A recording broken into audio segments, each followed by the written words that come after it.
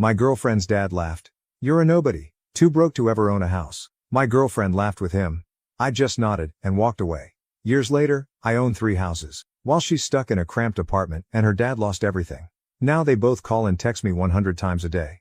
I still remember the exact moment I decided to change my life. It wasn't when Bo, my girlfriend's dad, called me a nobody. It wasn't even when Serenity laughed along with him. It was the tiny, almost imperceptible nod he gave her afterward, like they shared some private joke at my expense. That small gesture told me everything I needed to know about my future with their family. This happened 3 years ago. I was 25, dating Serenity for 2 years, and thought I was on track for the whole American dream package. I had a stable job that paid decent money, but I wasn't exactly rolling in cash. Still, I was proud of what I'd achieved on my own, coming from a middle-class family with no connections or inheritance. Bo, on the other hand, came from old money and never let anyone forget it. He owned multiple properties around town and had this way of making every conversation about his latest acquisition or investment.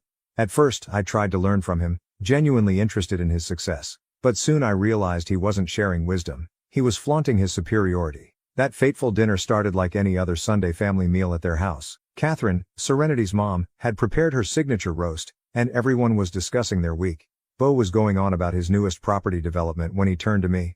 "So James, still at the same company? Making what? $65K a year?" I nodded, taking a sip of water. "Yeah, but I'm up for a promotion soon." He chuckled, cutting into his meat. "You know what I made when I was your age? Triple that.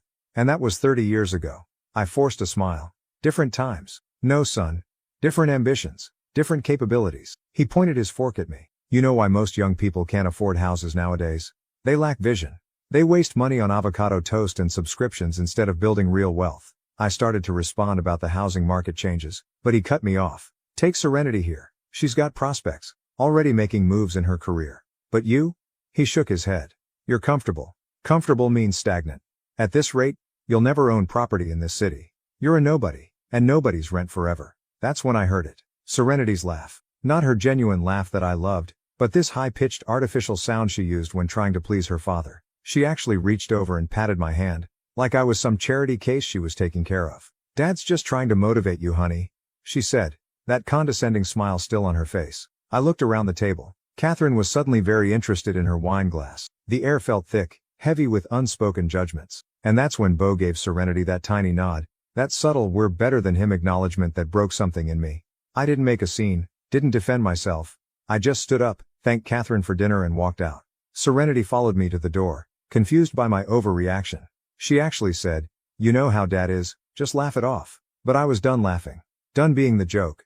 I drove straight to my best friend Kennedy's place. Kennedy worked in finance and had been trying to get me interested in investment strategies for years. I'd always played it safe with my money, but that night something changed. We stayed up until 3 a.m., planning, looking at market trends, property values, potential opportunities. My sister Everly joined us around midnight, bringing coffee and her business expertise. By sunrise, I had a solid 5-year plan. The next day, I broke up with Serenity. She was shocked, kept saying we could work through this, that I was being too sensitive. But when I mentioned her laugh at dinner, she got defensive. "What, I can't laugh at a joke now?" "No," I said.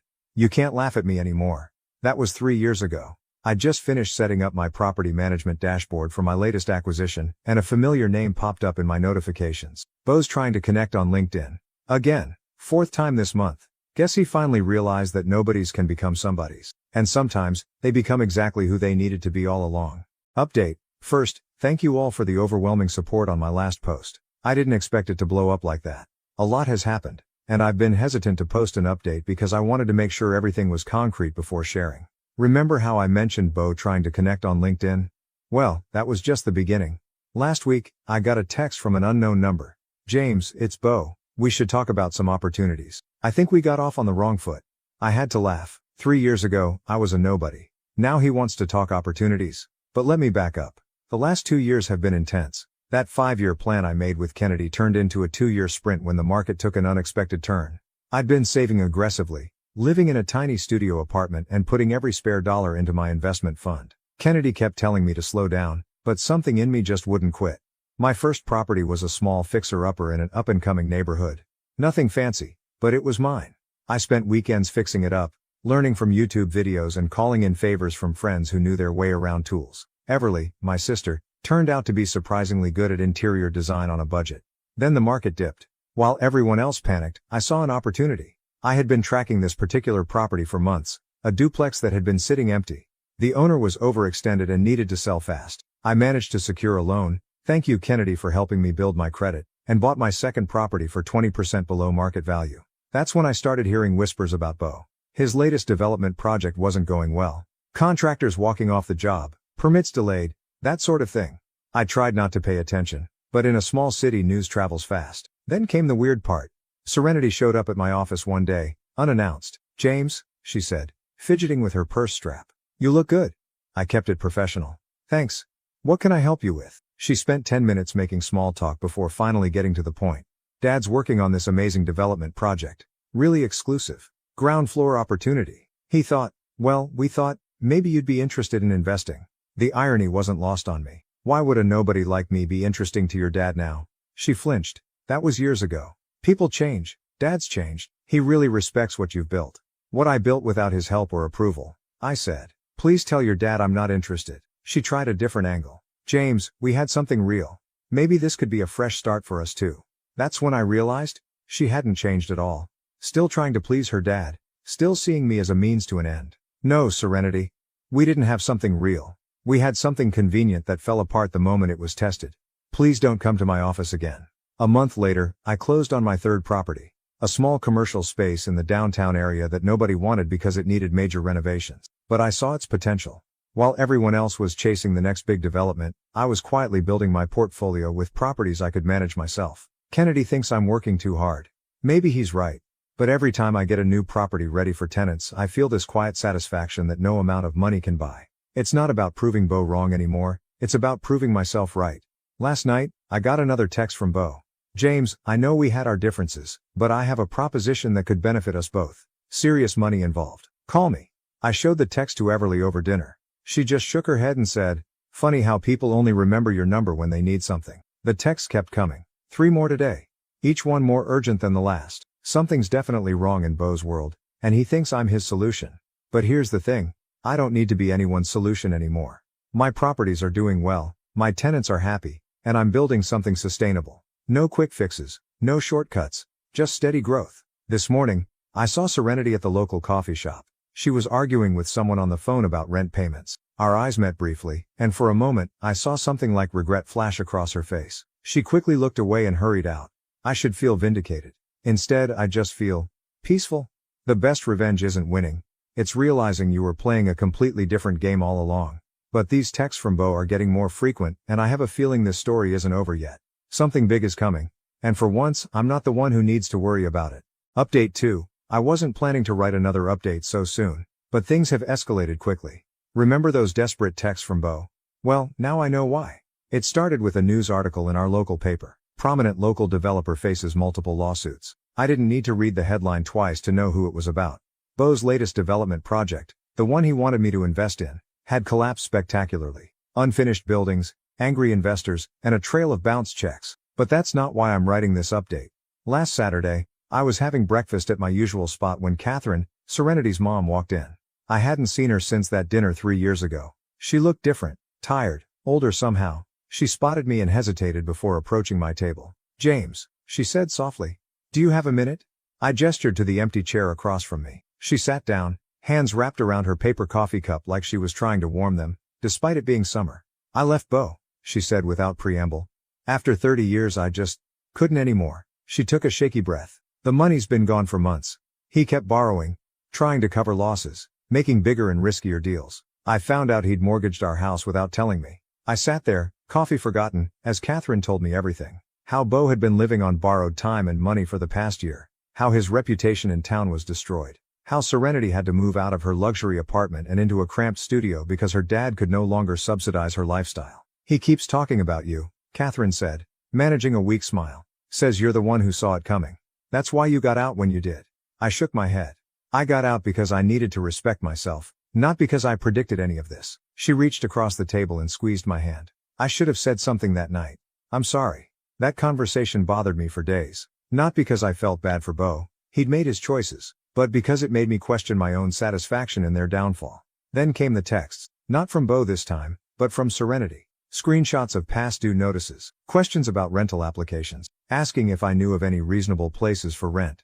Each message more desperate than the last. I showed them to Kennedy over beers. He just shrugged and said, "Karma's a mirror, not a weapon." But it got more complicated. At Everly's wedding last weekend, Serenity was there. A last-minute +1 of a mutual friend. She looked out of place in a dress that had clearly seen better days. During the reception, I overheard her in the bathroom, crying to someone on the phone about having to sell her designer bags to make rent. Later, she cornered me by the bar. "I get it now," she said, her voice slightly slurred. "What it feels like to have someone look down on you. To feel inadequate?" She laughed bitterly. "Dad always said money talks. Guess it also knows how to say goodbye." I wanted to feel triumphant. Isn't this what I'd worked for? To prove them wrong. But watching Serenity stumble through the reception, trying to maintain her dignity while her world crumbled, felt hollow. The final straw came yesterday. Bo showed up at one of my properties while I was doing routine maintenance. He looked terrible, expensive suit gone, replaced by worn khakis and a faded polo. "James," he said, hands in his pockets. "I know I don't deserve any favors, but I have a deal, a guaranteed return. I just need a small investment to get things rolling again." "Like the deal you offered 3 months ago?" I asked. "The one that just made the news?" He flinched. "That was different. This is solid. I've got all the paperwork." "Stop," I said. "Just stop." He did something then that shocked me. He started to cry. Not dramatic sobs, but quiet tears of a man who'd lost everything. "I don't know how to be nobody," he whispered. I stood there, paint roller in hand, watching this man who'd once seemed so powerful crumble in front of me, and I realized something. I didn't want this. Any of it. I'm successful now. My properties are doing well. I'm expanding into new areas, but watching Bo and Serenity's fall from grace hasn't brought me the satisfaction I thought it would. Kennedy says I'm growing up. Everly thinks I'm too forgiving. But yesterday, I did something I never thought I would. I sat down with Bo and helped him create a realistic budget. Not as an investor or a savior, but as someone who remembers what it's like to start over. This morning, I got a text from Catherine. "Thank you for showing him kindness he didn't deserve." Maybe that's the real revenge, becoming someone who doesn't need it anymore. Final update. Remember when I helped Bo with that budget plan? Turns out, that was his last attempt at manipulation. I discovered he'd been showing that budget to potential investors, dropping my name as his financial advisor, to lend credibility to his latest scheme. That was the moment any remaining sympathy evaporated. Last month, I received a thick envelope from Catherine's lawyer. Inside was a detailed record of every property deal Bo had ever made, including the fraudulent ones. Catherine had kept receipts, all of them, for 30 years. "I'm not proud of staying silent," her note read. "But I'm doing what's right now." I took those documents straight to Kennedy. 3 hours later, we had mapped out every shell company, every misleading contract, every investor Bo had deceived. His entire house of cards was laid bare on Kennedy's dining room table. "You know what's interesting?" Kennedy said, reviewing the papers. "The building where Serenity's new studio apartment is. It's one of Bo's hidden assets. He's collecting her rent through a shell company while claiming bankruptcy." I sat back, letting that sink in. He was still scamming his own daughter. The next morning, I made 3 calls. To my lawyer. To the state investigator's office. To the highest producing real estate agency in town. By evening, I'd submitted an offer to buy the entire portfolio of distressed properties Bo was quietly controlling through his shell companies, including Serenity's building. The price? Pennies on the dollar, given the legal cloud hanging over them. Bo showed up at my office the next day, face red. "You can't do this. Those properties aren't even officially for sale." I didn't look up from my computer. "Actually, they are. Your creditors are quite motivated after receiving copies of those documents. Interesting reading material. You're destroying my last chance to fix things," he shouted. "Like you tried to destroy me?" I finally met his eyes. "The difference is, I'm doing everything legally. Just good business, right?" He deflated, slumping against the wall. "What do you want?" "I want you to disappear. Leave town. Never contact me again. And sign these papers transferring all property rights cleanly and legally." "And if I don't?" I pulled out another folder. "Then these documents go to every investor you've ever worked with, every bank you've borrowed from, and every law enforcement agency in the state." He signed. An hour later, Serenity burst into my office. "How could you? That's my home." "Your home?" I raised an eyebrow. "You mean the apartment your dad's been collecting rent on while claiming poverty? While you sold your designer bags to make payments?" "Some father." She went pale. "What are you talking about?" I showed her the paperwork, watched as she read through it, her hands shaking. When she looked up, something had changed in her eyes. "What happens now?" she whispered. "Now, you have a choice. You can keep renting. From me, transparently and legally. Or you can move out. Your father's hidden assets are being liquidated to repay his investors. He's leaving town." "Just like that?" "Just like that." She left without another word. Later that night, Catherine sent a text. Thank you for ending this. Now we can all move forward. 2 days ago I finalized the purchase of all Bo's hidden properties. The portfolio doubled my holdings overnight. The state investigation into his dealings is ongoing, but I'm clean, just a savvy investor buying distressed assets. Yesterday, I got an email from Serenity. She's moving out of state, following a job opportunity. Her last line read, "I understand now what real strength looks like. It's not in putting others down, it's in rising above while they fall on their own." I didn't respond. This morning, I signed the papers to launch my own property investment firm. Kennedy's coming on board as a partner. Everly's handling the renovation contracts. We're doing things right, transparent, legal, ethical. Bo's name is now toxic in the industry. His empire is mine. His daughter's gone, his wife's free. And I did it all without breaking a single law. They say success is the best revenge, but here's what they don't tell you. True revenge isn't in watching your enemies fall. It's in becoming so powerful that their fall becomes just another business opportunity. My phone still buzzes with messages from unknown numbers. I don't read them anymore. There's nothing left to say.